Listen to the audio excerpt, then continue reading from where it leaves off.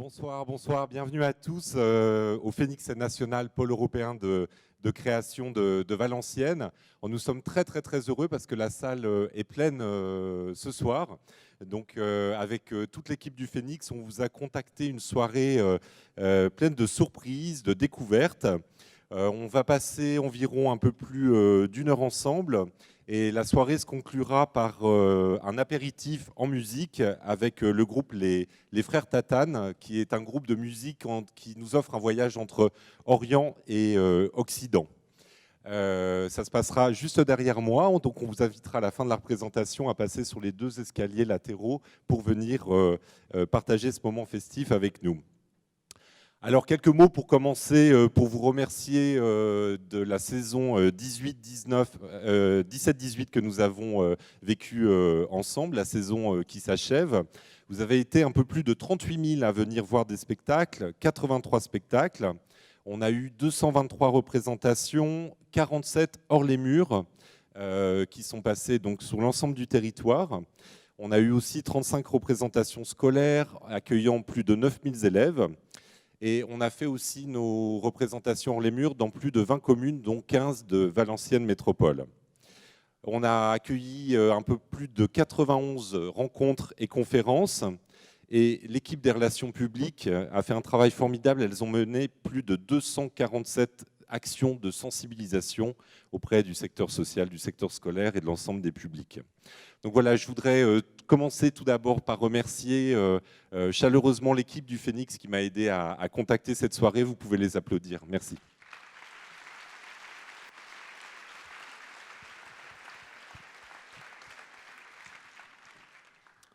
Je voudrais commencer par des remerciements aussi aux partenaires de la scène nationale, aux partenaires publics. Donc tout d'abord le ministère de la Culture et de la Communication, représenté ce soir par M. Christian Roch, sous-préfet de Valenciennes. La région Hauts-de-France, représentée ce soir par Xavier Bertrand, son président, qui nous fait le bonheur d'être avec nous ce soir. Bien sûr, le département du Nord, qui est représenté ce soir par Geneviève Manarino, sa vice-présidente. Et évidemment, Valenciennes Métropole, représentée ce soir par son président, Laurent de Gallet. Vous savez, depuis le 1er janvier 2017, le Phénix est devenu d'intérêt métropolitain. Donc maintenant, nous sommes sur ce vaste territoire de Valenciennes Métropole. Et ça a changé énormément de choses dans nos projets. Vous verrez ce soir comment cette dynamique métropolitaine se décline. Alors, je vous ai donné des chiffres, mais on souhaitait avec l'équipe vous faire partager un portrait sensible parce qu'au-delà du nombre de spectacles accueillis, des jours de résidence par les artistes, il y a toute cette richesse humaine, ce lien sensible, ces rencontres avec ce territoire qui s'est passé cette saison dernière et on vous a concocté un petit reportage avec les meilleurs moments qui donnent un aperçu de toutes ces rencontres.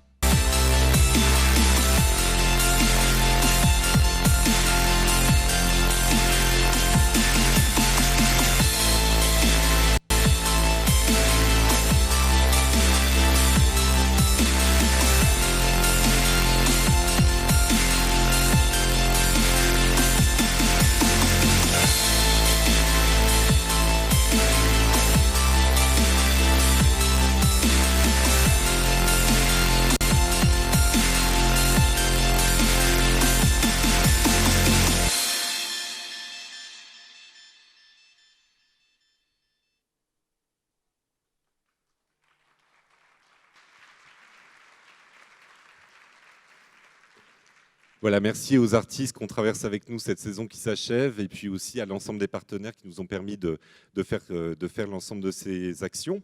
Alors on voulait commencer cette soirée par une surprise qui est de taille. Vous savez, le Phénix a ouvert en 1998. Il fête donc cette année ses 20 ans. Et pour cet anniversaire, nous avons une grande nouvelle à vous annoncer pour fêter cet événement. Donc j'ai le plaisir d'inviter sur le plateau Patrick Roussiès, président du Phénix, et Laurent de Gallet, député maire de Valenciennes et président de Valenciennes Métropole. Merci.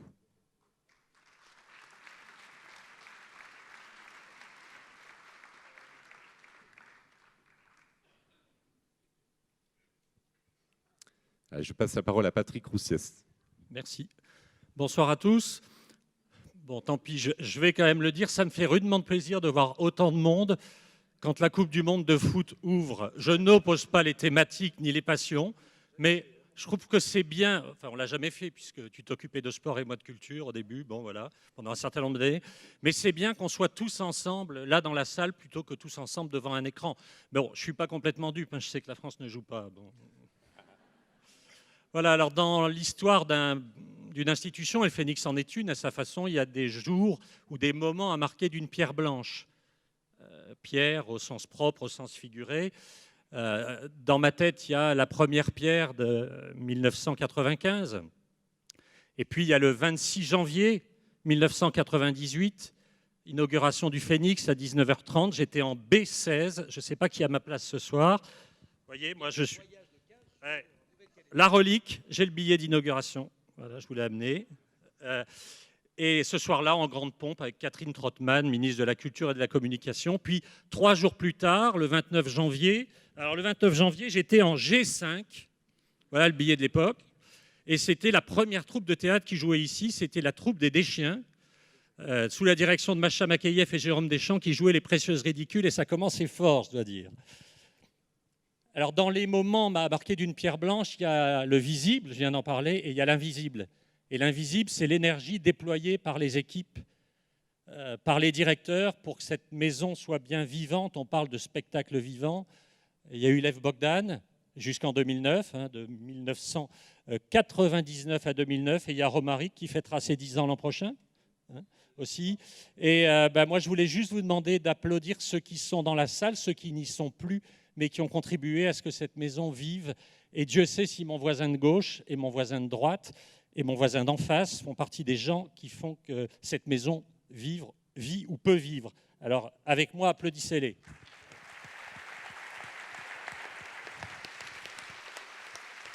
Ce soir est un moment à marquer d'une pierre blanche. Ce soir est un moment où mon voisin de droite, au moins sur scène, Laurent de Gallet, va vous parler d'invisible, dans un premier temps, qui aboutira sur du visible extraordinaire pour vous qui êtes face à nous, mais aussi pour tous ceux qui sont derrière, pour les artistes qui travaillent ici. Il va vous expliquer lui-même, mais je voulais le remercier parce que depuis que la communauté d'agglo Valenciennes Métropole, sur sa proposition et sur son impulsion, a pris l'intérêt communautaire sur ce lieu, une nouvelle dynamique se déploie. Je ne reparlerai pas du pôle européen, ce sera évoqué dans la présentation. Et je sais, moi, ce que le Phénix doit et ce que moi, comme président, je dois à Laurent de Gallet pour son volontarisme et pour la façon dont il a porté ce dossier qui paraissait impossible. Alors, je l'ai déjà remercié pour ça et je le remercie par avance de ce qu'il va vous raconter que moi, je sais et que vous ne savez pas encore. Bravo. Bonsoir à chacune et chacun d'entre vous. Que de chemin parcouru. Vous êtes devenu depuis pôle européen de création et ça a été possible aussi sous l'impulsion de la région pour que, au fond, on réussisse ce que très peu de scènes nationales ont réussi. Vous êtes 3 ou 4, je crois, en pôle européen de création. Il fallait l'engagement premier de la région. Je voulais remercier Xavier Bertrand qui, on le sait, s'implique beaucoup dans le domaine économique. Et les bonnes nouvelles aujourd'hui encore de Renault qui investit massivement 1 milliard sur l'ensemble du territoire. On lui doit beaucoup sur le sujet. Mais il n'est pas exclusivement sur le domaine économique. Et il est sur un domaine où, au fond, comme moi, on ne nous attendait pas forcément. C'était le domaine de la culture. Moi, j'avais plutôt l'image du sportif de haut niveau, et ça se voit d'ailleurs encore aujourd'hui. Donc moi, je n'ai pas gardé les billets de l'époque parce que je pense qu'au même moment, je devais être au Stade Ningesser pour supporter le VFC. Mais tout ça a été possible aussi grâce à l'impulsion donnée par Xavier et la région. Et tout ça s'est enchaîné. Et effectivement, la compétence naturellement prise par Valenciennes Métropole s'imposait. On l'a fait avec beaucoup de plaisir et ça a changé forcément pas mal de choses. Vous entrez dans une dimension nouvelle, différente, et qui vous positionne encore plus au cœur du dispositif culturel de la ville, mais nationalement parlant, vous êtes écouté et maintenant un peu plus souvent entendu. Et puis, 20 ans. 20 ans, c'est aussi un bon moment et un moment choisi pour amener quelques aménagements. Et après avoir habilité le musée, la médiathèque actuellement, le conservatoire il y a très peu de temps, nous avons décidé, toujours sur l'impulsion de Valenciennes Métropole, mais avec l'aide de nos partenaires, la région, le département, monsieur le sous-préfet que je salue, la DRAC, va nous accompagner également sur le sujet, eh bien, de faire un lifting en profondeur de ce phénix. Nous allons donc engager un peu plus de 8 millions d'euros d'investissement pour, bien évidemment, refaire la scène, les planchers, améliorer l'acoustique, le thermique, changer les sièges pour un confort. Ça, je savais que ça devait... Hein, c'est un peu pour ça que je préférais la Négesser qu'au Phénix. Hein. Bon. Donc, on va changer complètement les sièges. Je pense qu'on va avoir un deuxième, puisque nous allons également réhabiliter le parvis et les marches. Voilà. Voilà. Et nous allons en profiter pour faire une mise en lumière. Voilà. Ça, on ne va pas le dévoiler tout de suite, mais qui sera, je pense, là aussi à la hauteur des espérances et dans l'esprit de ce boulevard qui est en train de se rénover. Après le boulevard Watteau, le boulevard Carpeau, qui, je pense, pour la fierté des Valenciennoises et des Valenciennois. On poursuit avec le boulevard Ezen et le rond-point juste à côté qui va lui aussi être mis en lumière. Et donc, on va trouver une scénographie lumineuse qui, je pense, va être là aussi envergure. On refait les loges. Enfin bref. Les conditions de sécurité, d'accessibilité, tout ça va être revu et vous allez être pareil au fond pour les 20 prochaines années. Je crois que le moment est important, c'est pas juste un petit relooking, on fait vraiment quelque chose d'important, on ne perd pas l'esprit initial, donc bien évidemment ce qui va être fait en extérieur reste dans la même veine, le rouge et noir resteront bien évidemment les deux couleurs prégnantes du phénix et permettront de continuer à le totémiser comme il l'est aujourd'hui. Mais voilà, on est heureux, ravis, sous l'impulsion de Valenciennes Métropole. Et je remercie l'ensemble des élus de Valenciennes Métropole qui ont eu le courage aussi de nous accompagner dans ces décisions. C'est toujours très compliqué. Au fond, on a toujours l'impression, quand on vient de communes, j'ai vu Christelle tout à l'heure qui est de Beuvrages, mais il y a certainement des élus d'autres communes, qu'on fait beaucoup pour la ville-centre et très peu pour les autres. Mais je pense que si on n'a pas une locomotive très forte qui est la ville-centre, le territoire ne peut pas grandir. Et pour la culture, c'est la même chose. Si on n'a pas un outil majeur, phare, qui rayonne bien au-delà du territoire des Hauts-de-France, mon cher Xavier, c'est compliqué. Donc je pense qu'on vous donne les moyens d'écrire une nouvelle page, vous de pouvoir y assister dans les meilleures conditions possibles et en prenant soin de vos fessiers. Et on vous donne rendez-vous au mois de mars, puisque ça, on va rentrer dans les détails techniques, mais le Phénix va fermer pendant 7 mois. Mais il y a beaucoup d'activités prévues hors les murs, comme vous le faites aussi depuis un certain nombre d'années. Nul doute que les conditions d'accueil des artistes, de réception du public, mais aussi les conditions de travail des équipes du Phénix, que je tiens à saluer ce soir et remercier pour le travail énorme qu'ils réalisent à longueur d'année, n'en sera qu'amélioré. Donc, vivement le mois d'octobre 2019 pour que vous puissiez découvrir le nouvel écrin du Phénix. Alors, je ne sais pas si Catherine Tronpin reviendra, mais Xavier Bertrand m'a promis qu'il serait là. C'est déjà une très bonne chose. Très belle soirée à chacune et chacun d'entre vous.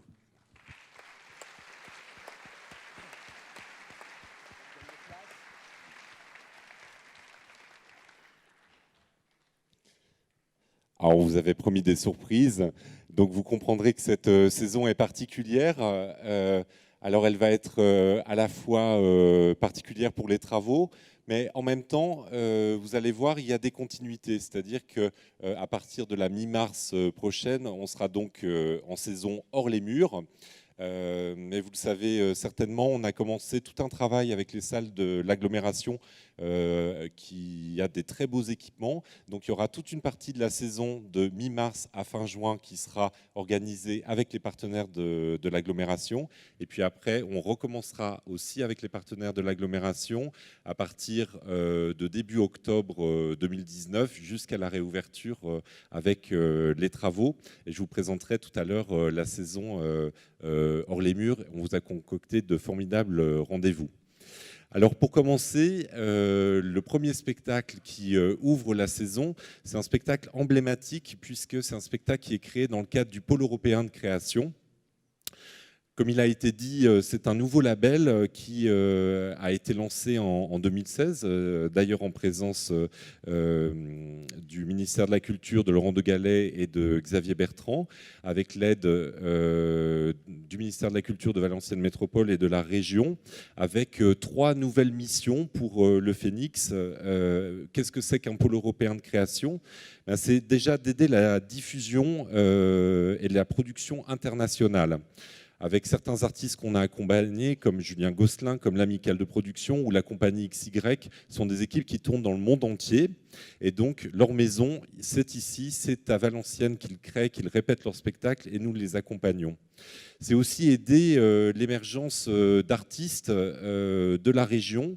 Et pour ce, on a une nouveauté cette année, c'est qu'on a réuni nos forces avec la Maison de la Culture d'Amiens pour créer une sorte de campus, d'incubateur pour les artistes de la région Hauts-de-France, entre Valenciennes et Amiens. Donc c'est dans ce cadre-là qu'on vous propose un premier spectacle d'un jeune Picard qui s'appelle Hugo Malon, qui va ouvrir la saison avec une formidable adaptation de l'éducation sentimentale de Gustave Flaubert. Alors avec Hugo Malon, qui n'a même pas 30 ans, c'est l'idée de refaire des paris comme on l'a fait avec Julien Gosselin par exemple, c'est-à-dire de repérer des jeunes artistes, de les accompagner du mieux possible. Il répète à Valenciennes, il répète à Amiens. On regroupe nos forces ensemble pour permettre à ces jeunes artistes de créer un spectacle dans les meilleures conditions et après les amener en tournée en France, ailleurs, dans d'autres régions, mais aussi à l'international. L'éducation sentimentale, vous l'avez certainement lu dans vos années scolaires ou relu si vous adorez Gustave Flaubert. Je vous raconte l'histoire en 2 mots. Ça se passe en 1840.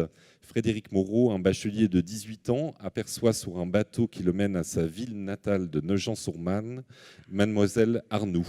Elle est la femme de Jacques Arnoux, un spéculateur débonnaire. Il échange quelques mots et un regard, et c'est le coup de foudre, et cet instant le marquera à jamais. Moins connu que Madame Bovary, l'éducation sentimentale est cependant l'un des plus grands romans de la littérature française, avec un style pleinement maîtrisé, où le monde est construit méticuleusement à travers l'expérience de son héros. Alors c'est à la fois un roman qui préfigure le romantisme et le tableau d'une époque.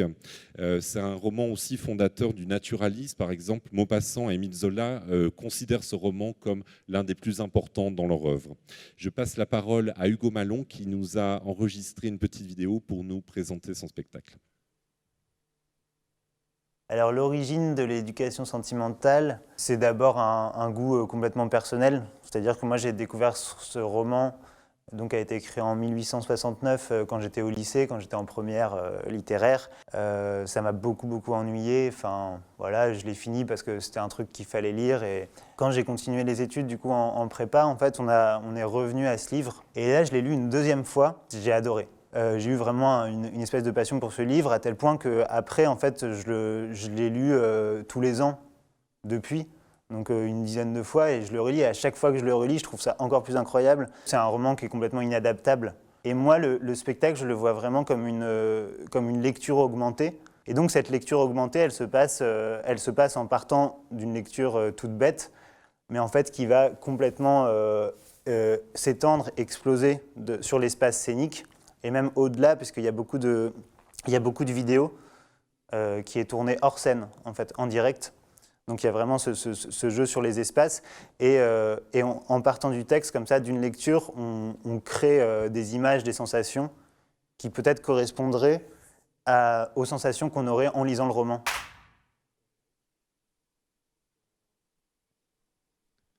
Voilà, donc on vous propose de plonger dans Gustave Flaubert. C'est un spectacle qui durera un peu plus de 4h20, mais maintenant vous êtes habitués au grand format et qui jouera pour une dizaine de représentations dans le studio.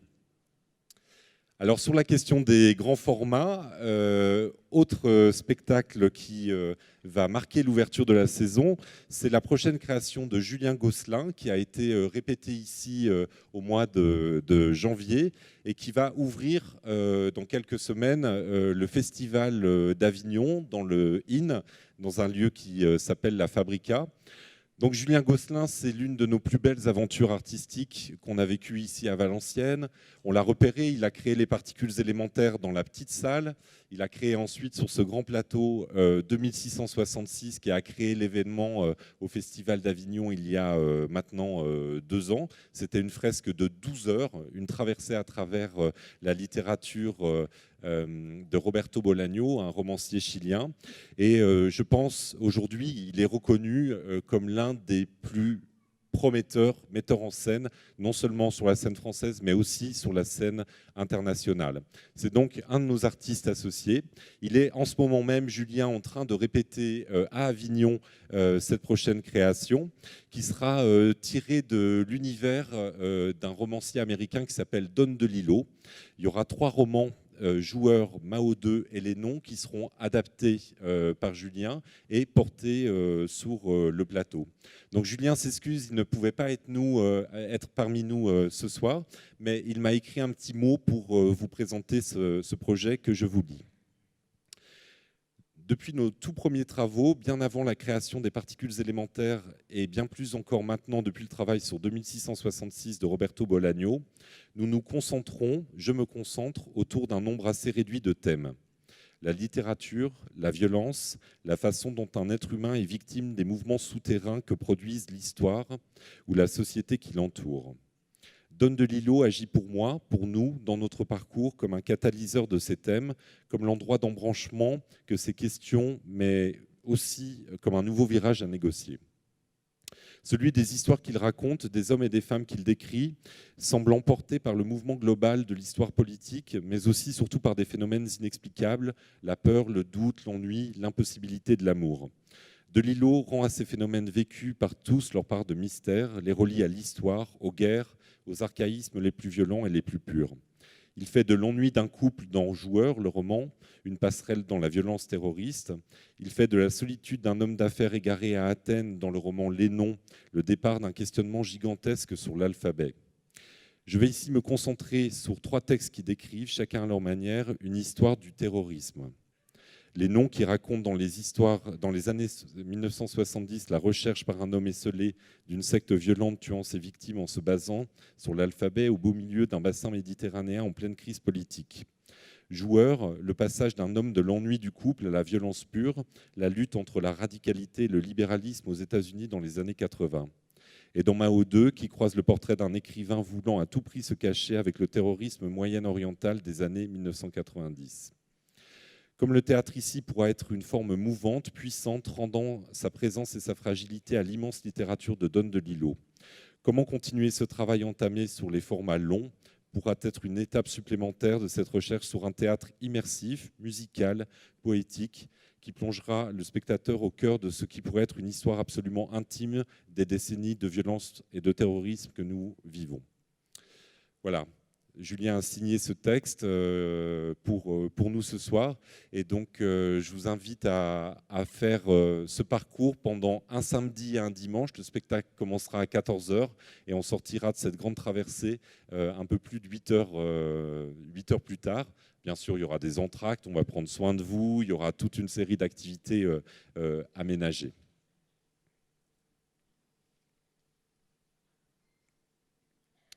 Autre événement de la rentrée, là, ça concerne un grand rendez-vous de danse et c'était une manière de souhaiter la bienvenue à Sylvain Groux, qui est le nouveau directeur du Centre chorégraphique de Roubaix, qui est l'un des plus beaux danseurs. Il a notamment été l'un des danseurs phares d'Angelin Préjelocage. Et là, on l'a invité puisqu'il a proposé un duo avec Bérénice Bejo. Je vous propose de les entendre parler de leur projet. C'est l'enfance, c'est tout ce qu'il y a d'enfantin chez nous, de complètement épanoui, en accord avec le monde, les pieds qui s'écrasent au sol, le corps qui se mélange, la tête qui tourne, les bras, les mains, tout en caoutchouc. C'est un homme qui danse et qui t'emmène d'une façon assez incroyable. Il est toujours très positif. Moi, je me souviens d'arriver aux répétitions de mauvaise humeur, fatigué. Il s'en fiche complètement. Il le voit, il l'entend, il le ressent, mais il en fait complètement fi. Et il t'emmène malgré tout dans son monde. C'est Peter Pan, quoi, en fait, Sylvain. T'es Peter Pan. Moi, Bérénice, c'est un animal. Bérénice, c'est... Tu vois, t'es oiseau, moi, je suis... Non, mais l'animal, c'est-à-dire l'instinct même. L'instinct fait de femme, c'est-à-dire la capacité dans la confiance de totalement se donner dans la recherche et de se moquer éperdument, je dis ça vraiment maintenant, de se moquer du résultat, mais de choper, d'avoir une intelligence humaine et relationnelle au point de prendre le risque maximum pour être vraiment dans la relation. Et ça, c'est tellement ma quête que je suis assez heureux.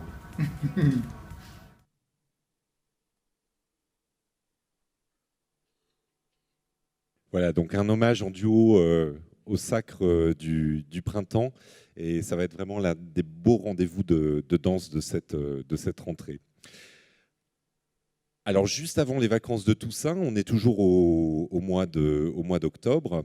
On accueille un des spectacles événements qui a eu le Molière en 2017, qui est une opérette, un spectacle de vaudeville, quasiment sans parole, sans aucune parole, qui s'appelle Bigre et qui reprend tout le patrimoine des grandes comédies populaires de théâtre pour les adapter à travers un spectacle ovni qui est à mourir de rire. Je vous propose de regarder un petit reportage sur ce spectacle. Un mot. Exactement. Mais oui, ça évite les malentendus en même temps. Hein, on va droit à l'essentiel souvent. Voilà, effectivement. Alors là, aujourd'hui, je vous emmène dans 3 petites chambres de bonne, au Perché, sous les toits de Paris, avec donc 3 voisins, un gros un peu maniaque, un grand maigre, une blonde pulpeuse, plutôt du genre hurluberlu, vous voyez, qui rate à peu près tout. Alors résultat, les catastrophes s'enchaînent, les gags pleuvent, les objets volent, les corps valdinguent, tout ça, il y a incendie, fuite, tempête, c'est le chaos total, hein, en d'autres termes.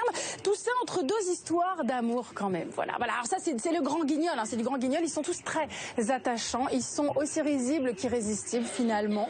Ces 3 anti-héros qui permettent de s'identifier. Je sais pas vous, mais moi en général ça marche pas mal à travers toutes leurs galères et puis leur coup de cœur aussi, quoi. Bon, chaos certes, mais chaos organisé. Ben c'est ça, parce que justement, c'est tout un art finalement de tout faire tomber au bon moment. C'est quand même assez dingue, parce qu'évidemment tout s'enchaîne. Et la mise en scène finalement, c'est quasiment de l'horlogerie suisse. Exemple avec ce pauvre poisson qui se prend du détergent dans le bocal.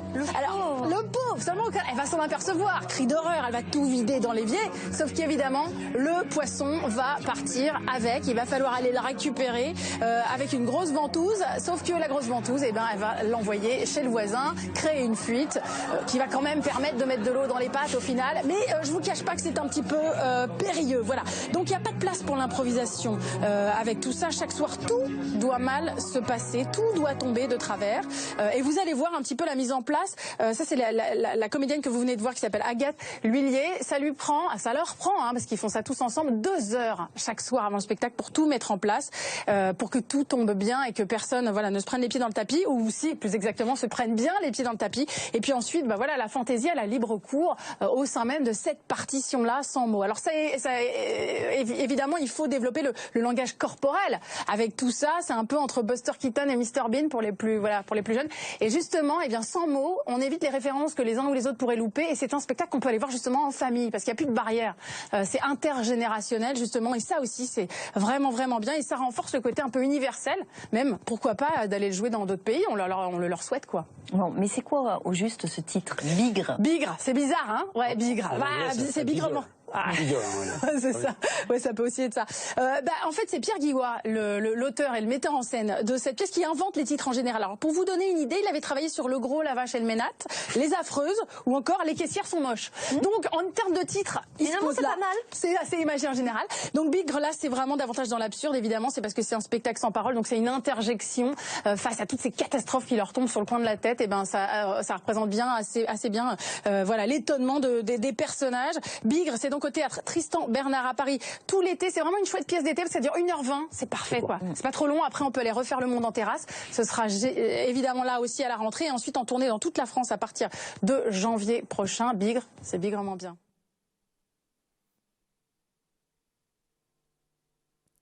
Voilà, donc ce sera pour 4 représentations ici sur le grand plateau.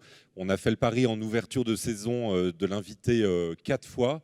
Le spectacle, depuis sa création, a tourné partout en France et un peu à l'étranger. C'est vraiment l'une des belles surprises de la rentrée que je vous conseille. On continue ensuite avec d'autres propositions pour ce début de saison. Et je vais donner la parole à l'équipe du Phénix qui va vous présenter en pastille vidéo à la fois la saison et puis les différents rendez-vous. Sachez que c'est à la fois les relations publiques du théâtre, mais aussi les ouvreurs qui vous accueillent chaque soir qui ont tourné ces pastilles. Pour ce premier concert de la saison, l'Orchestre national de Lille vous invite à la fête et au voyage.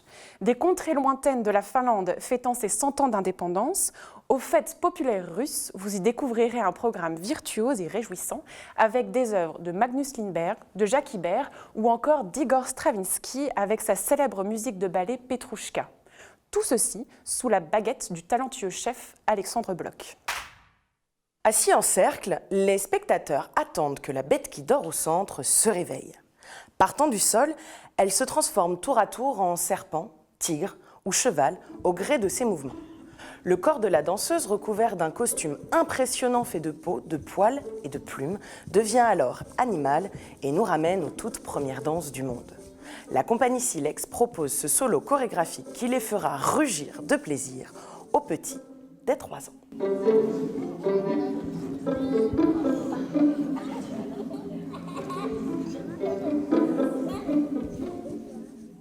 Chansonnier autant que rocker, Cali s'est fait remarquer dans les années 2000 avec ses tubes « Elle m'a dit » ou « C'est quand le bonheur ». Il revisite aujourd'hui différentes chansons du répertoire de Léo Ferré, celles qu'il a entendues sur le tourne-disque de son père lorsqu'il était enfant, ainsi que celles qui l'ont aidé à traverser l'adolescence et à devenir un homme. Un hommage intime au grand chanteur et poète qui était Léo Ferré. Après K, etc., accueilli au Phénix en 2017, la compagnie Rêvage poursuit son voyage au cœur des contes et légendes en remontant le temps jusqu'à l'Antiquité. Ici, pas de monsieur ou madame tout le monde, mais bien les récits des mythes fondateurs grecs. Les 5 comédiens nous proposent un spectacle choral dans lequel Dieu et héros se disputent le haut de l'affiche. Ce conte musical, irrésistiblement drôle, ne manquera pas de captiver petits et grands à partir de 7 ans. Patrick, tu fais quoi là? Tu commences par la fin. On avait dit les héros après. Faut d'abord situer le contexte, sinon personne va rien comprendre. Pour les fêtes de fin d'année, le chef invité Diego Matteus et l'Orchestre national de Lille vous invitent au Grand Bal de l'Empereur, une soirée où les mythiques valses viennoises seront mises à l'honneur. Créées au XIXe siècle pour faire danser les rois et reines d'Autriche, les musiques des célèbres Joseph Lahner et Johann Strauss, père et fils, n'ont pas fini de vous enflammer. Un programme époustouflant, virevoltant, avec entre autres le beau Danube bleu.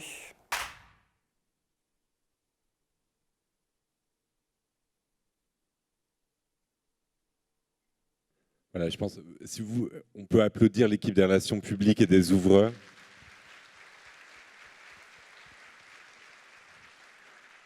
C'est pas facile de passer devant la caméra, mais ils le font remarquablement bien. Vous pouvez retrouver aussi toutes ces pastilles sur Internet. À chaque page de spectacle, il y a une présentation en vidéo qui est celle-ci que vous pouvez retrouver. Alors le mois de novembre, pour nous, c'est le mois du festival Next, grand festival transfrontalier qui a été redéveloppé grâce au soutien aussi de la région Hauts-de-France qui a apporté à côté des partenaires flamands et wallons des moyens nouveaux. Donc Next est devenu l'un des grands festivals européens consacrés à la création contemporaine. Alors plutôt que de vous faire un grand discours, on a préféré concocter un petit reportage pour vous donner envie, pendant près de 3 semaines, d'embarquer dans le Festival Next, de jouer à saut de frontière, puisqu'il y a des spectacles à la fois en France et aussi en Belgique et dans toute la région. Le Festival Next en images.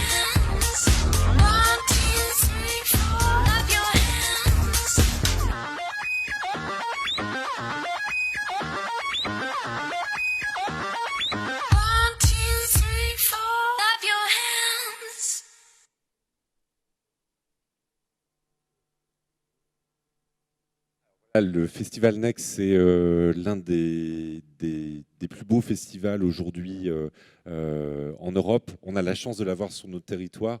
Donc n'hésitez pas, vous avez déjà la programmation complète mais abrégée dans la brochure. On sortira un catalogue complet à la rentrée. Mais voilà, le mois de novembre, c'est le mois de la création avec ce festival. On fera le week-end d'ouverture du festival à Valenciennes. Pendant 4 jours, il y aura des propositions à la fois au Phénix et à l'Espace Pasolini. On accueillera des grands noms de la création contemporaine comme Rodrigo Garcia qui viendra faire sa prochaine création ici au Phénix.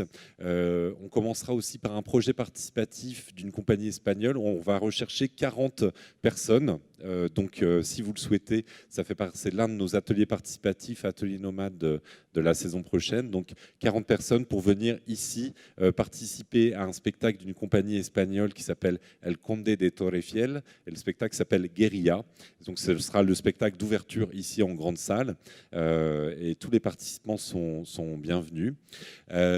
Pour le Festival Next, il y a un tel nombre de propositions et d'une telle grande qualité, je souhaitais simplement vous présenter l'un des projets que nous allons accueillir pour le week-end d'ouverture, qui est aussi un des artistes du campus Hauts-de-France Valenciennes Amiens, qui s'appelle Gourchad Chaheman. Gourchad Chaheman a donné un spectacle dans le cadre du cabaret de curiosité au Boulon qui s'appelle Purama Purama. C'est l'une des plus belles écritures de théâtre, je trouve, aujourd'hui. Très sensible, très belle, très intime.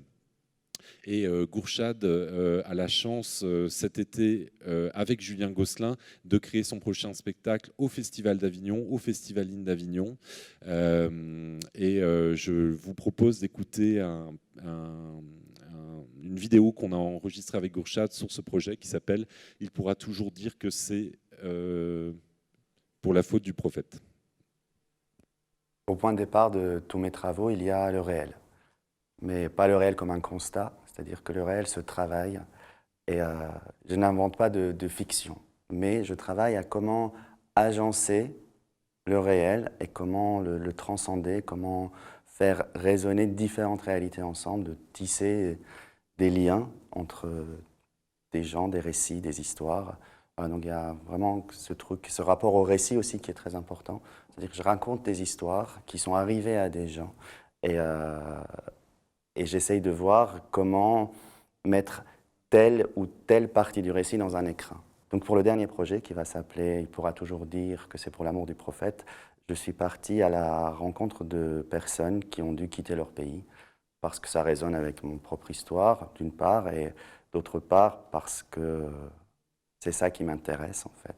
Donc les témoins que j'ai rencontrés ne sont pas forcément partis à cause de la guerre ou de la révolution réprimée ou de tous les événements qu'on connaît, même si la plupart des témoins sont issus de ce bassin-là, du Moyen-Orient, et qu'ils ont traversé tout ça, les bombardements, la répression du régime, etc. Mais ce n'était pas la cause principale du départ, la cause principale étant qu'ils ne pouvaient pas être qui ils étaient là où ils étaient nés, soit par leurs convictions politiques, idéologiques, leur engagement artistique, leur orientation sexuelle ou même juste leur identité. J'ai rencontré une trentaine de personnes, donc je suis allé à Beyrouth et à Athènes parce que ce sont un peu les portes d'entrée de l'Europe parce que voilà, c'est là où tu attends de savoir ce qui va advenir de toi. Il y a ces 14 acteurs qui prennent en charge ces récits à la première personne. Et parfois 2 en même temps, parfois 3, 4. Et il y a beaucoup de paroles perdues. Ça, c'est une notion qui est importante pour moi. Parce que les témoignages que j'ai récoltés sont la partie, comment je dirais, c'est une partie infime de milliers, de millions d'histoires. Et ce qu'ils m'ont raconté, c'était partie d'une vie, et ce que moi j'en retiens sont encore... Donc on est dans cette espèce de fragmentation à l'infini, donc il n'y a aucune raison que la parole que j'ai transcrite parvienne intégralement au spectateur. Et du coup, même dans ce qui est sur le plateau, je veux qu'il y ait de la parole perdue.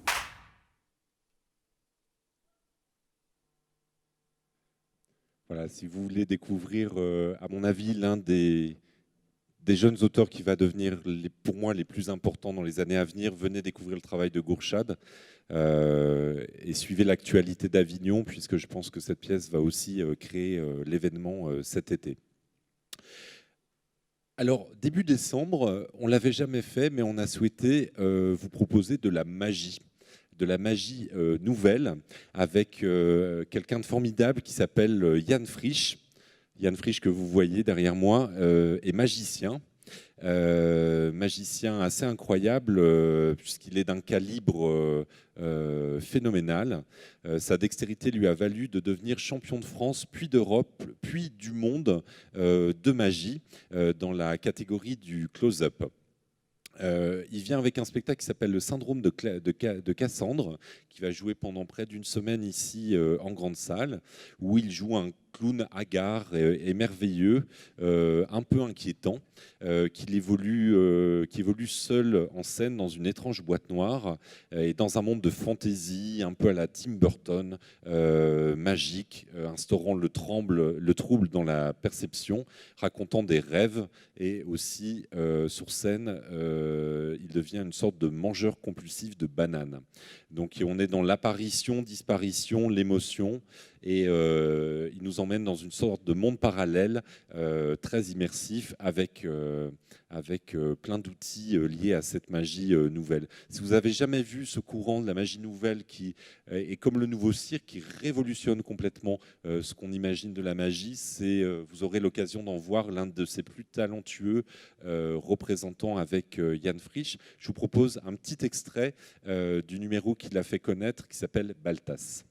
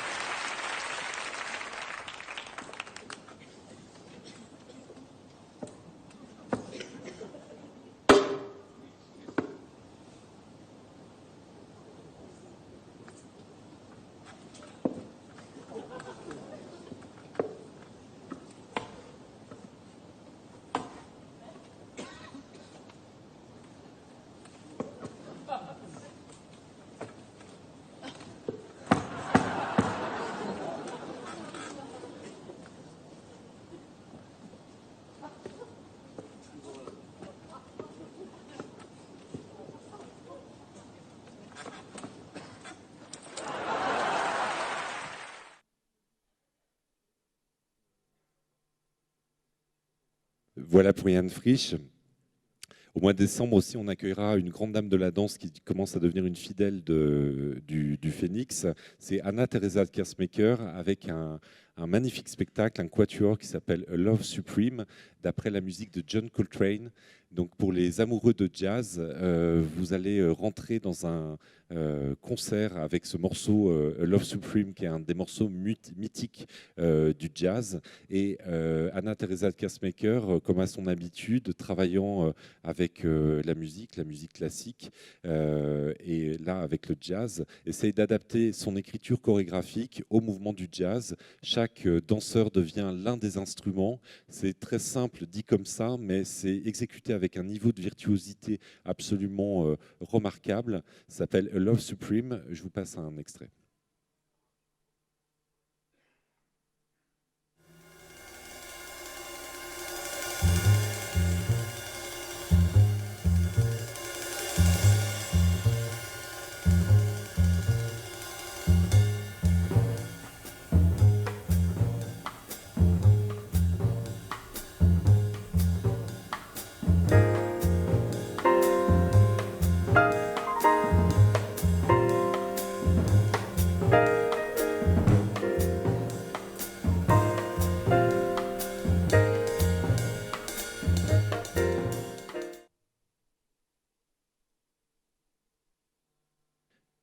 Love Supreme en décembre 2 fois dans la grande salle.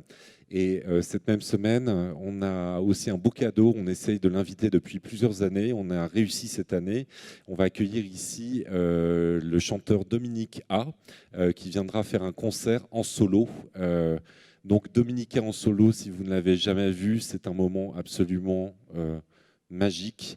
Je pense que c'est l'un des plus grands auteurs, chanteurs, compositeurs vivants aujourd'hui, qui arrive à une maturité d'écriture remarquable. Donc j'ai voulu vous faire un petit cadeau pour ceux qui préparent leurs vacances cet été.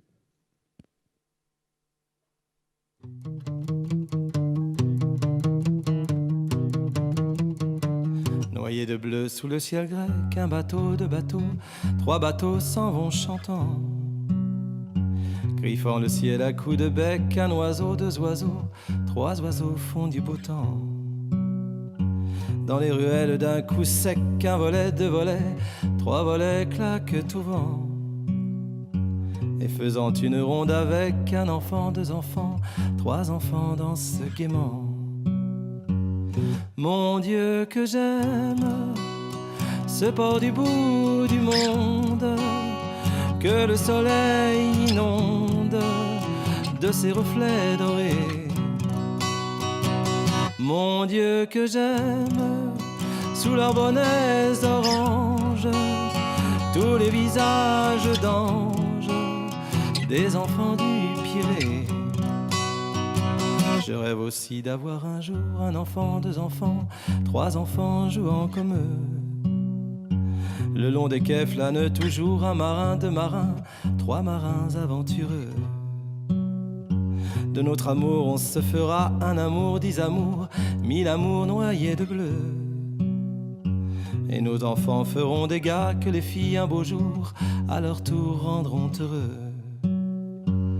Mon Dieu que j'aime ce port du bout du monde, que le soleil inonde de ses reflets dorés. Mon Dieu que j'aime sous leurs bonnets oranges tous les visages d'anges des enfants du Pirée.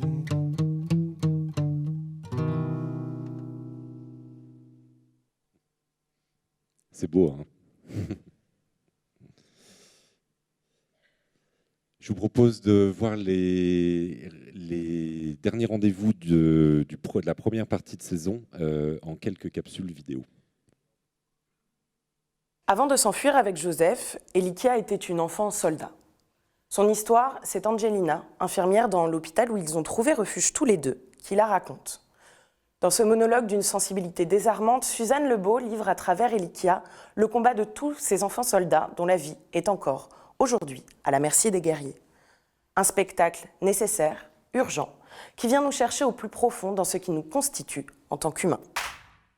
Pour cette nouvelle création, Luc Péton s'appuie sur la divine comédie de Dante pour nous parler de nos peurs nocturnes ancestrales. Cette nuit qui nous fait tantôt des prédateurs, tantôt des proies. Sur scène, les danseurs coexistent avec des chouettes, des loups et des vautours. Véritables témoins du combat contre la peur, les corps se transforment au fil de la lutte pour finalement la vaincre et terminer dans la lumière.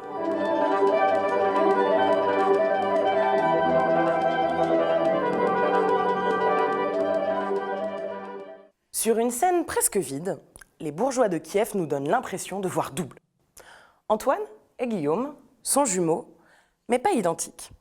Dans un spectacle à la fois drôle et émouvant, ils racontent l'importance de ce double soi-même dans leur existence. L'un est danseur, l'autre comédien.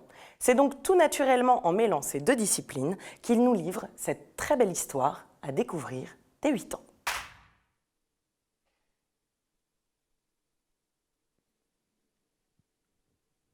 Voilà, vous aurez mérité des bonnes vacances de Noël. Et puis après, on recommence au mois de janvier avec une création de quelqu'un qu'on connaît bien et qu'on aime beaucoup, qui s'appelle Cédric Aurin, toujours dans le cadre du campus européen, du pôle européen. C'est Cédric Aurin qui est en ce moment même en train de répéter en studio pour cette nouvelle création. Et je pense qu'il doit être dans la salle d'ailleurs. Cédric, es-tu là ?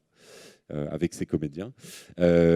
Donc ça s'appellera Notre parole et c'est l'adaptation d'un texte de Valère Novarina. Cédric avait travaillé auparavant déjà avec Valère Novarina et la compagnie d'acteurs handicapés de l'Oiseau-Mouche. Et là, Notre parole part d'un article de Valère Novarina qu'il avait publié dans Libération. C'était à l'époque de la guerre du Golfe. Et Valère Novarina, qui est un auteur de théâtre majeur en France, dénonçait le rôle des médias dans la question de notre perception de la réalité. Et depuis qu'il a écrit cet article, je pense qu'avec les réseaux sociaux, les nouvelles technologies, cette chose-là de la perception du monde par les médias ne s'est pas arrangée, mais c'est plutôt accentué. Et c'est ce qui intéresse Cédric Orin et ses comédiens, c'est-à-dire comment est-ce qu'on voit la réalité à travers le prisme des médias et quel recul critique on peut avoir, tout ça à travers la magnifique écriture de Valère Novarina. Donc Cédric et ses comédiens qui répétaient cette semaine nous ont fait un petit cadeau. Je leur ai demandé d'enregistrer une partie du texte pour vous le lire ce soir. C'est un court extrait qu'on vous passe.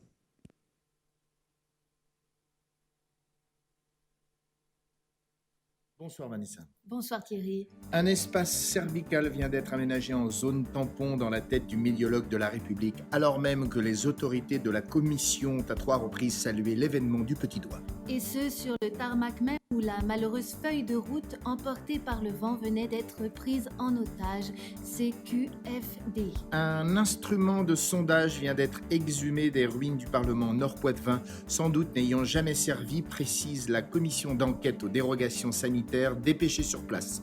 L'inventeur de la chose a été remis sous bonne escorte aux responsables des autorités légales, seules compétentes en la matière. Lesquels ont déposé les résultats du sondage en lieu sûr, ceci sans entériner ni déterriner ce processus de commencement sans fin initié à ses débuts.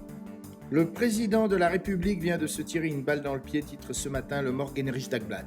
Dans l'ambiance désormais improbable d'un futur mal défini et ayant désormais de moins en moins de chances d'arriver vraisemblablement.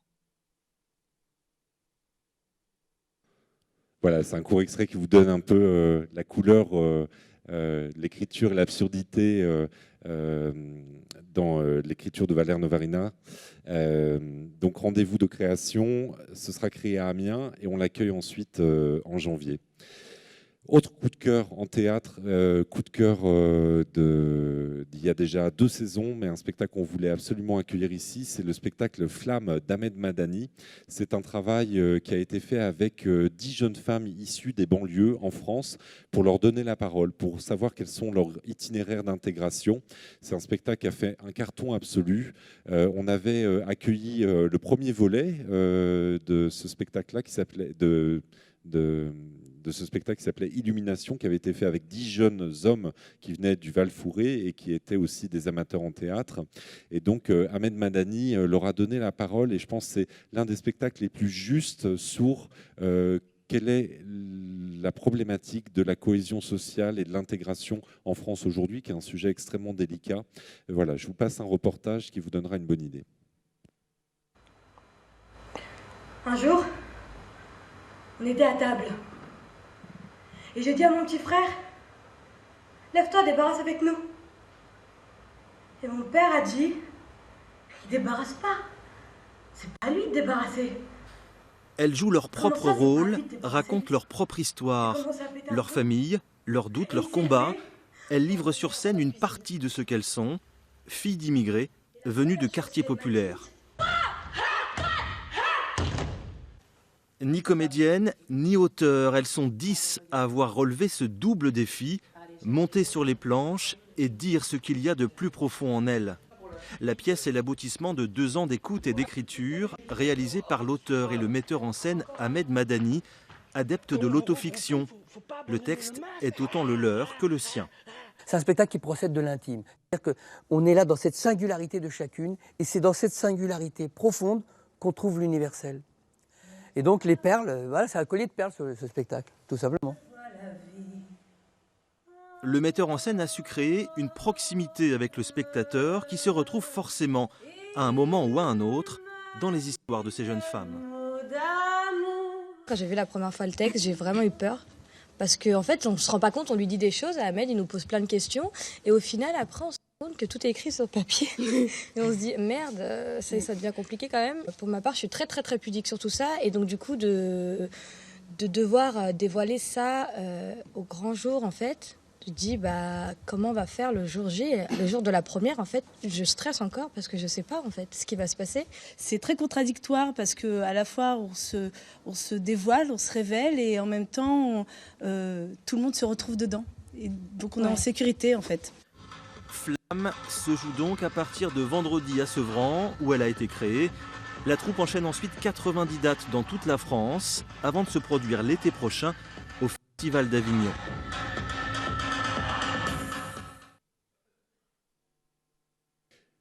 Voilà pour Flamme. Merci pour elle. On vous propose quelques pastilles sur la programmation du mois de janvier. La compagnie Les Miroirs Étendus adapte la damnation de Faust d'Hector Berlioz en un opéra vidéo pour 3 chanteurs et 10 musiciens sonorisés. Pour accompagner les sonorités lyriques et romantiques de cet opéra, le vidéaste Jacques Perconte intègre des vidéos déformées du réel. Semblable au tableau des peintres impressionnistes, il provoque l'imagination et l'illusion dans la salle pour une immersion totale.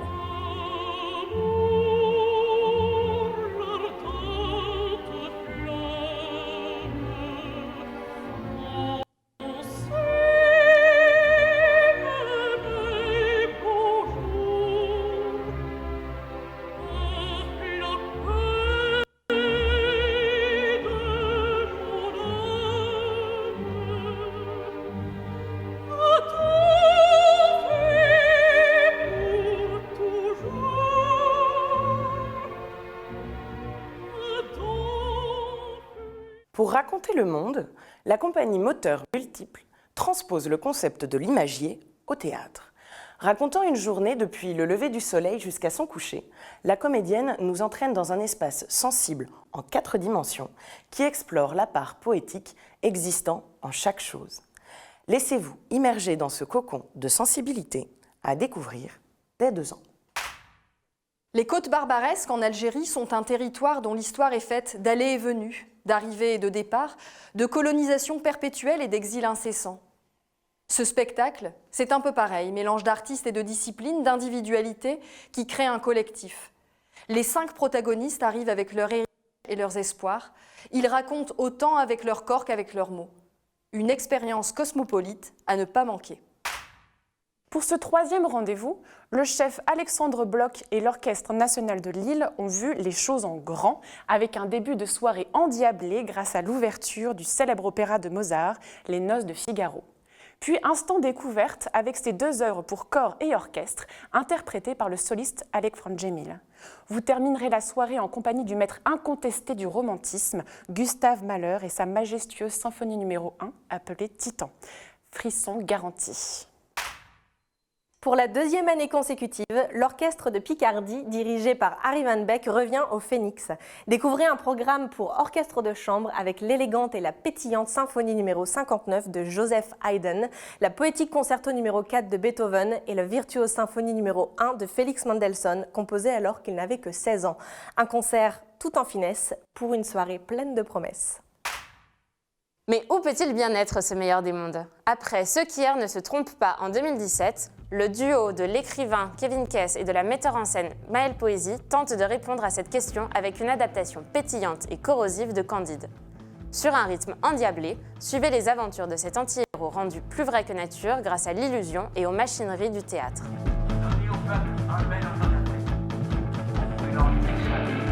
Adieu l'ancien monde!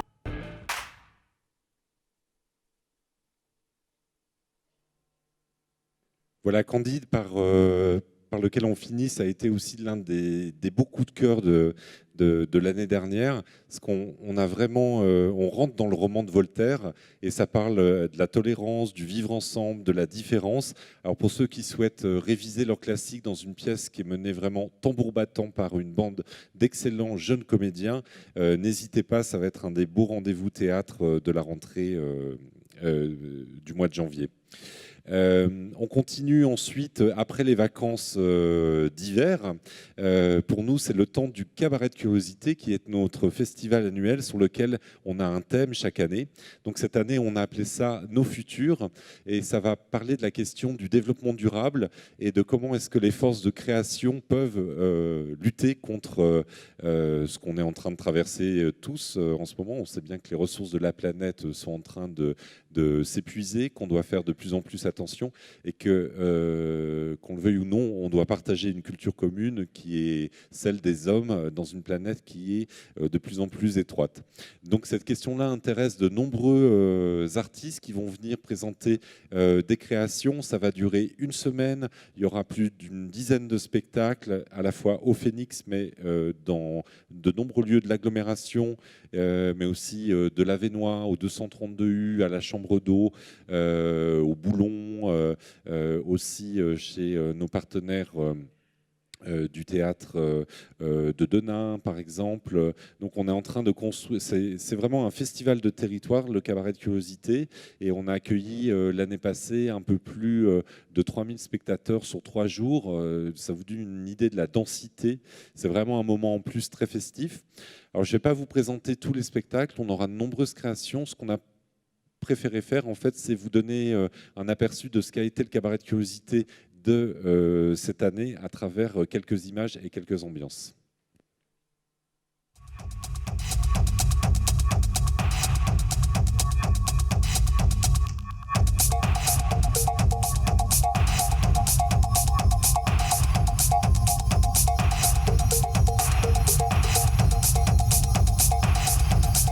L'idée, c'était d'avoir un temps fort qui est dédié à la création d'aujourd'hui, mais sur des questions de société, des questions engagées. La question de la migration est devenue un sujet de travail pour les artistes.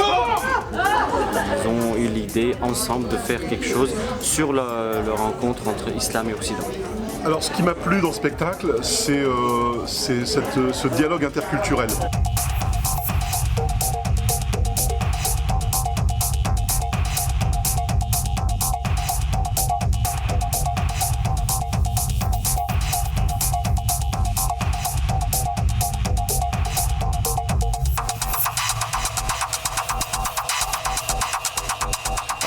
Avec Taïwan, ça s'est construit d'abord avec une rencontre. Il y a vraiment un mouvement artistique extrêmement intéressant qui est en train de se passer.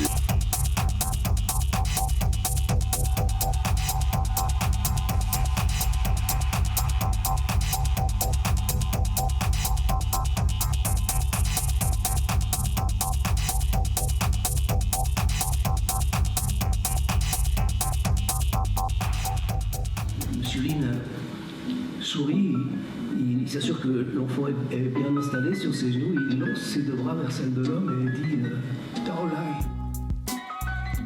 C'est vrai que j'appréhendais un peu de voir un spectacle où il y avait un seul acteur, un seul comédien, mais on était avec lui avec Monsieur Lin.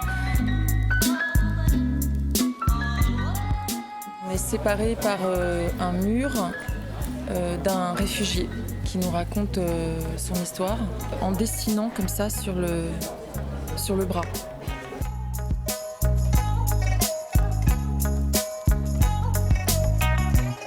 J'avais encore mes papiers à l'époque, j'habitais Saint-Ouen, rue des Rosiers.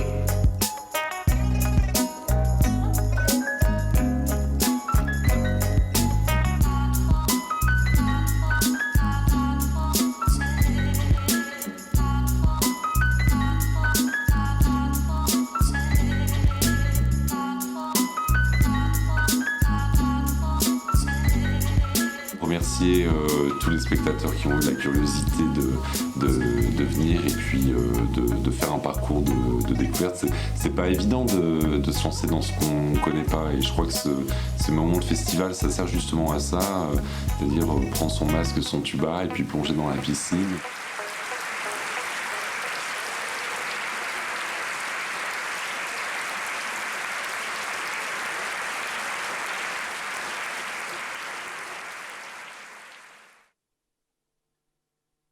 Merci à l'association 3/4 de pouce qui a réalisé ce reportage. Ce sont des étudiants de Valenciennes. Voilà, donc pour le cabaret, n'hésitez pas à poser une semaine de congé. C'est du 28 février au 2 mars. Et je vous garantis que ça vaudra tous les voyages possibles que vous pourrez faire. Donc n'hésitez absolument pas à venir nous rejoindre pendant ce temps de festival. On sortira un programme complet qui sera disponible environ début janvier et que vous recevrez par la poste et aussi par Internet. On passe maintenant à l'un des rendez-vous aussi que j'essaye d'obtenir depuis maintenant 4 ans, je pense. Je discute avec l'un des plus grands pianistes vivants, je pense, qui est Alexandre Tarot. Alexandre Tarot a la particularité de consacrer une année de sa vie aux variations Goldberg. Il l'a déjà fait 2 fois dans sa vie. Au bout de la 2e fois, il disait « je ne peux pas recommencer ». Et là, il a décidé de le faire une 3e fois, puisque les variations Goldberg, cette œuvre absolument mythique, nécessite tellement de concentration et tellement d'investissement pour un pianiste qu'elle lui prend tout son temps. Ce sera l'une des plus belles dates de musique qu'on aura eu au Phénix. On a eu Jordi Savall, ici on a eu Amandine Beyer. Voilà, si vous pouvez venir voir Alexandre Tarot, je pense que c'est un moment qui restera gravé dans vos mémoires. On vous passe un extrait des variations Goldberg.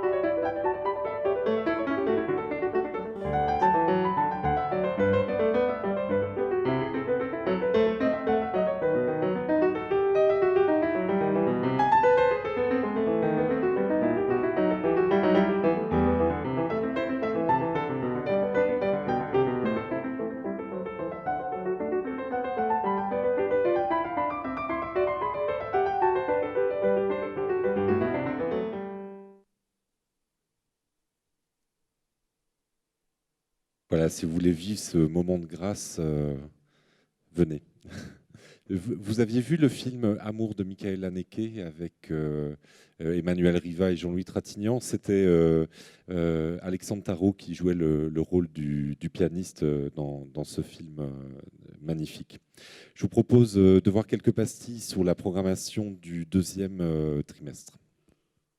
Pour cette pièce entièrement chorégraphique et musicale, la chorégraphe Marlène Monteros-Freitas s'inspire du personnage des Bacchantes, servantes de Dionysos, souvent associées à l'ivresse. Accompagnée par 12 performeurs et trompettistes, l'artiste, formé par les plus grands, vous transporte dans un spectacle farfelu et burlesque et fait ressortir toute l'animalité qui se trouve en chacun de nous. Avec À vif, une pièce dont il est l'auteur et l'acteur, le rappeur Kerry James met le théâtre au service de son combat de toujours, la reconnaissance des banlieues françaises et de leurs habitants. Sur scène, le colosse au sourire puissant affronte un jeune issu de la bourgeoisie parisienne dans un concours d'éloquence, avec toute l'impertinence et la puissance qui le caractérisent. C'était la première fois que je me retrouvais à table avec lui et vous savez ce que ce grand défenseur des banlieues m'a demandé? Dis-moi, tu pourrais nous trouver un truc pour ce soir? C'est-à-dire? Eh ben, tu pourrais nous trouver un truc. Je comprends pas. Un truc, quoi. Tu vois ce que je veux dire? Pour le mal de ventre, t'as ce passe-fond et pour la diarrhée, t'as ce smecta. C'est en 2013 que le duo Ben et Arnaud de Samer se rencontrent pour la première fois. C'était sur un plateau télé, et depuis, Michel Drucker leur laisse régulièrement l'antenne pour notre plus grand bonheur. En parallèle, chacun poursuit son parcours en solo et sillonne les routes de France. 5 ans plus tard, retrouvez-les enfin sur scène pour un spectacle décapant, écrit à 4 mains, qui mêle délicieusement leurs 2 univers atypiques.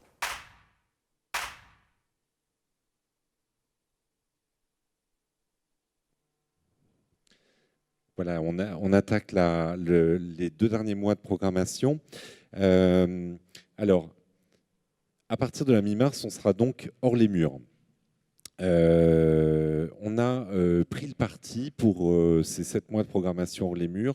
Vous savez, quand il y a des travaux, la Comédie Française l'avait fait, d'autres scènes nationales l'ont fait. Parfois, ils invitent une structure où ils construisent une salle, un chapiteau, pour programmer dans une salle de jauge à peu près équivalente ou un peu inférieure. C'est pas ce qu'on a souhaité faire parce qu'on a développé de nombreux partenariats avec les salles de l'agglomération. Et donc, vous pourrez continuer votre parcours de spectateur à travers des propositions qu'on va programmés partout dans l'agglomération. On est allé chercher des spectacles dont le format s'adapte à chacune des salles. C'est sûr qu'on ne peut pas inviter certaines formes comme on peut le faire ici au Grand Théâtre avec un grand plateau et une technique qui est très développée. Donc on va avoir toute une série de propositions en les murs où vous pourrez retrouver la danse, des propositions jeunes publics, des grands classiques et des spectacles vraiment qui sont des petits bijoux qu'on s'est permis d'aller chercher un peu partout et qui vont vous faire un voyage à travers l'agglomération. On aura des bus qui seront organisés au départ du Phénix pour chacun de ces rendez-vous, chaque soir de programmation, pour vous emmener dans chacun des lieux. Je vous propose de voir quelques pastilles sur la programmation hors les murs. Comme toute comédie du XVIIIe siècle qui se respecte, le jeu de l'amour et du hasard est basé sur un enchevêtrement inextricable de quiproquos. Le plan de Sylvia est le suivant: échanger de rôle avec sa servante pour pouvoir examiner en toute discrétion l'homme qui lui est destiné. Seul problème, il a exactement la même idée. S'ensuivent incompréhensions et frustrations, le tout saupoudré de situations rocambolesques mais qui nous mènent malgré tout à un dénouement heureux. À savourer sans modération. Ton prétendu arrive aujourd'hui même. Son père me l'apprend par cette lettre-ci. Si je pouvais le voir, l'examiner un peu sans qu'il me connût. Lisette a de l'esprit, monsieur. Elle pourrait prendre place pour un peu de temps et je prendrai la sienne.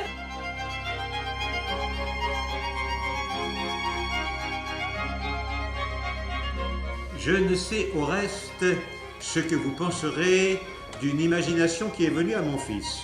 C'est qu'il m'a prié de lui permettre de n'arriver d'abord chez vous que sous la figure de son valet, qui de son côté fera le personnage de son maître. Dernier de 5 générations de marionnettistes chinois, Fei est à la fois concepteur, constructeur et manipulateur de marionnettes. Et si ce sont elles les vraies stars de ce show, celui qui leur donne ne se laisse pas oublier. Yang Fei est bien présent et prend même part aux histoires qu'il raconte. Sa maîtrise incroyable des objets mêlée à son humour fantaisiste font de ce spectacle un incontournable de la saison à savourer dès 7 ans.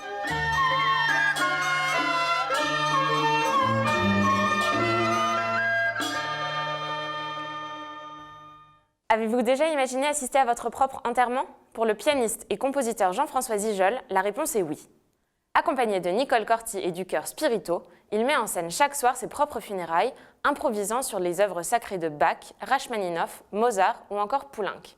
Sur scène, bien vivant, il commentera ses improvisations virtuoses pour un spectacle unique et cocasse. Oui, moi quand j'étais petit, C'était votre cas ? j'imaginais mon propre enterrement, peut-être par esprit de vengeance. Vous savez, quand on est puni, on dit je vais mourir et ils seront bien attrapés, les grandes personnes bien entendu.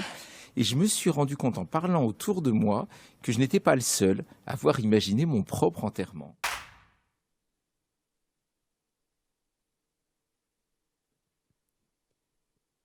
Voilà, donc la programmation hors les murs donc, se déroulera avec des grands rendez-vous, vous l'avez vu, des classiques, Jean-François Zigel, de la marionnette, et ce sera chez nos partenaires d'Aulnoy-les-Valenciennes, les Nymphéas, que je remercie, du Théâtre d'Anzin, que je remercie aussi, et de l'ensemble des communes de l'agglomération qui seront associées à cet accueil.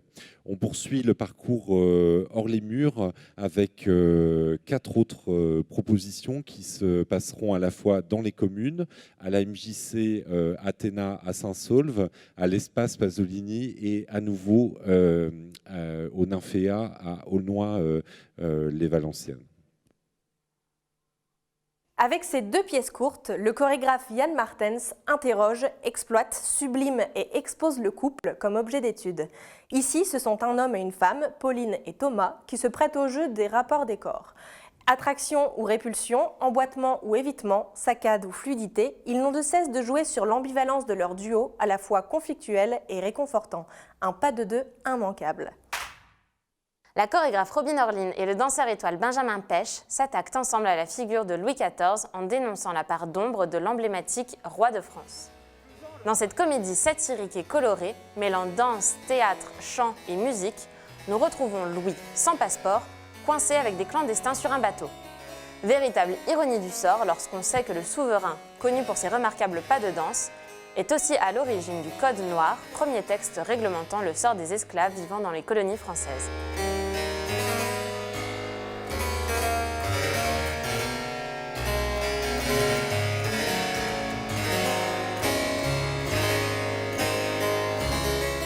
Ouais, c'est ça, hein. Je fais 30 ans à l'Opéra de Paris. Hein. Des étoiles, j'ai fait les plus grands rôles. Boum. Et je me retrouve en train de traverser une scène avec des oranges entre les jambes. Hein. Mais c'est Robin Orlin, hein. C'est pas du tout conceptuel. Comment et à partir de quoi le monde s'est-il créé? Cette question, tout le monde se l'est posée au moins une fois, peu importe l'époque ou le lieu. Avec Cosmopoème, Philippe Asselin et Nathalie Lecor nous invitent à un voyage sensoriel où se mêlent diverses histoires de la création du monde. Racontées par des chants, des poèmes, des danses ou des mots, chaque histoire se raccroche à une autre pour amener les enfants d'aujourd'hui à écrire à leur tour la naissance de leur monde. Un rêve éveillé à découvrir dès 8 ans. Ce Tartuffe, c'est notre héritage théâtral poussé à son paroxysme. Seul en scène, Guillaume Bayard joue tout. Les alexandrins, les déplacements, les intentions, absolument tout et surtout tous les rôles. Évoluant au cœur d'une scénographie épurée, figurant chaque personnage, il prête sa voix, son corps et toute son énergie à ce monument du répertoire théâtral français. Laissez-vous entraîner dans cette performance tourbillonnante pour le dernier grand rendez-vous théâtre de la saison. Pourquoi me faire dire une telle imposture?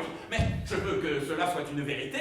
Et c'est assez pour vous que je l'ai arrêté. Que le ciel, à jamais, par sa toute bonté, et de l'âme, et du corps, vous donne la santé, et bénisse vos jours autant que le désir le plus humble de ceux que son amour inspire.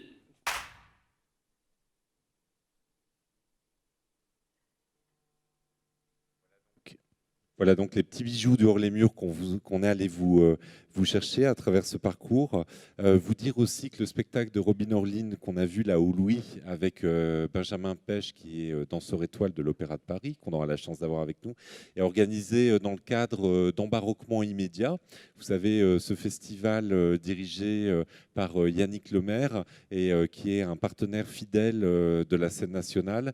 On a de nombreuses propositions dans le cadre du festival Embarquement immédiat, dont une création qu'on fera ensemble avec un metteur en scène du pôle européen de création, Laurent Bazin, qui viendra composer une pièce pour l'Opéra Bus. Je ne sais pas si vous connaissez l'Opéra Bus, c'est un bus qui a été équipé en salle de spectacle pour faire des petites formes musicales et de l'opéra. Et c'est un formidable projet qui a été initié ici à Valenciennes par Yannick Lemaire et son équipe, et je crois qu'on peut les applaudir parce qu'ils sont dans la salle là-haut.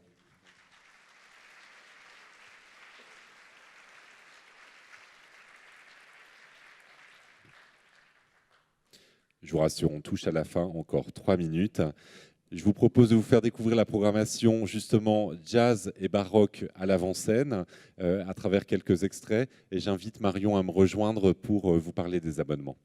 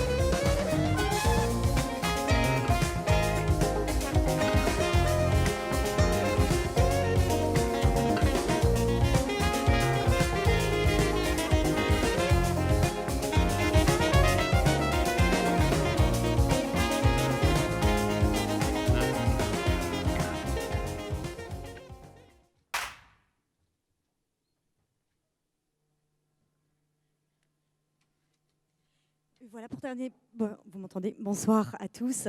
Vous rappelez aussi qu'autour de la programmation, on vous propose un certain nombre de services plus. On continue avec les échauffements de spectateurs 1 heure avant le spectacle pour vous mettre en jambes. On vous propose des rencontres avec les équipes artistiques à l'issue des représentations sur la plupart des spectacles. On vous ouvre les portes aussi du travail de création des équipes qui sont en résidence au Phénix pour venir découvrir une étape de travail et échanger avec les artistes qui se confrontent pour la première fois à un public. On vous accueille toujours, surtout Julien et Ludovic, à l'avant-scène, avant et après les spectacles. Vous savez qu'on garde vos enfants aussi entre 3 ans et 10 ans et c'est gratuit quand vous êtes abonné, donc les soirs de spectacle.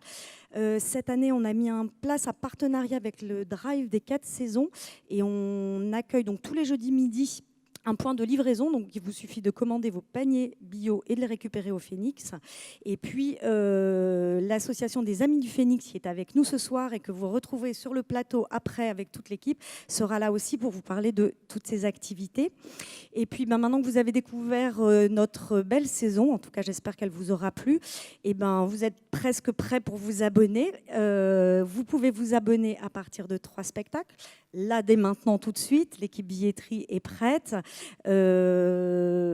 Pour vous abonner, il vous suffit de choisir un minimum de 3 spectacles. Cette année, la petite nouveauté, c'est que la carte d'entrée est à 2 € pour tout le monde.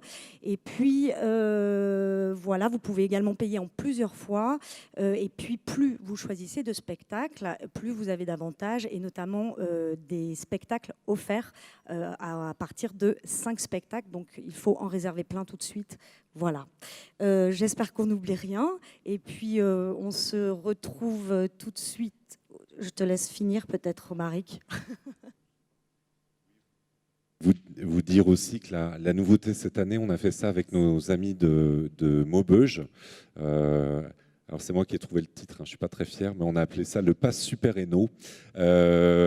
L'idée, c'est qu'en fait, on s'est uni la programmation de Maubeuge et de Valenciennes pour vous permettre de voir les spectacles des 2 scènes nationales. Donc c'est 150 spectacles, vous avez accès à 150 spectacles et c'est fait pour les spectateurs qui n'hésitent pas à bouger, à vouloir prendre des spectacles au dernier moment. Les fans de danse par exemple qui ont envie de voir 10 spectacles de danse, des fans d'opéra ou de musique qui veulent absolument rien rater. Il y a le Pass Super Eno qui vous permet en fait à partir, vous payez une fois 100 € ou 10 fois 10 € par mois. Vous êtes mensualisé et ensuite chaque spectacle est à 5 € par mois et ça vous permet de découvrir 150 spectacles. C'est pour aussi montrer que dans ce bassin de population, dans le sud du département, il y a une vraie proposition culturelle et c'est aussi vous simplifier la vie, vous évitez de prendre plusieurs abonnements à plusieurs scènes et d'avoir une offre très, très accessible en termes de découverte. Parce que vous êtes nombreux aussi à circuler de façon autonome entre les 2 scènes nationales qui sont assez proches. Voilà, alors le mot de la fin, c'est pour remercier la jeunesse et l'avenir.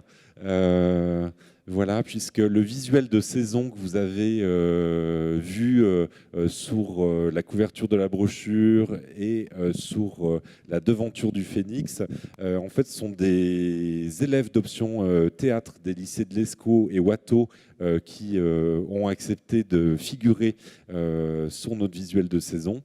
Donc voilà, je voudrais remercier Thomas Defrane, Laura Chiampa, Ludivine Boez, Lucas Fornassari, Laurie Artero, Mathilde Renard, Lucie Waterare, Albertine Taquet, Camille Bassez et Margot Amroun. Merci de les applaudir.